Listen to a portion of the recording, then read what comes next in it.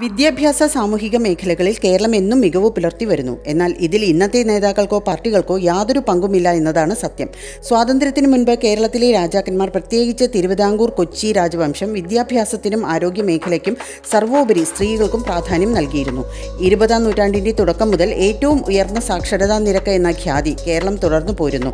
ലോകത്തിലെ ഏറ്റവും വികസിത രാജ്യങ്ങളുമായി താരതമ്യപ്പെടുത്താവുന്ന കേരളത്തിന്റെ സാക്ഷരതാ നിരക്ക് 1951-ൽ 47.18% മാത്രമായിരുന്നു.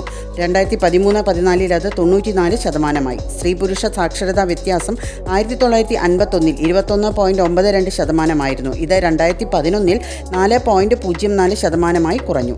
1990-91 കാലത്ത് കേരളത്തിൽ 12,133 സ്കൂളുകൾ ഉണ്ടായിരുന്നു. ഇതിൽ 4,485 സർക്കാർ സ്കൂളുകളും 7,331 സ്കൂളുകൾ സ്വകാര്യ എയ്ഡഡും 317 സ്കൂളുകൾ സ്വകാര്യ അൺഎയ്ഡഡുമാണ്. എന്നാൽ 2016-17 ആകെ സ്കൂളുകളുടെ എണ്ണം 12,981 സർക്കാർ സ്കൂളുകളുടെ എണ്ണം 4,695 സ്വകാര്യ എയ്ഡഡ് സ്കൂളുകളുടെ എണ്ണം 7,220 സ്വകാര്യ അൺഎയ്ഡഡ് സ്കൂളുകളുടെ എണ്ണം 1,066 ഉയർന്നു. സാക്ഷരതയിൽ മുൻപന്തിയിലെന്ന നേട്ടം തങ്ങളുടെ സംഭാവനയാണെന്ന് ഊറ്റം കൊള്ളുന്ന ചില വർത്തമാന കേരള നേതാക്കൾ വാസ്തവത്തിൽ ആ നേട്ടത്തിന് ഹേതുവായ രാജവംശങ്ങളെക്കുറിച്ച് സാക്ഷരരാകേണ്ടതാണ്.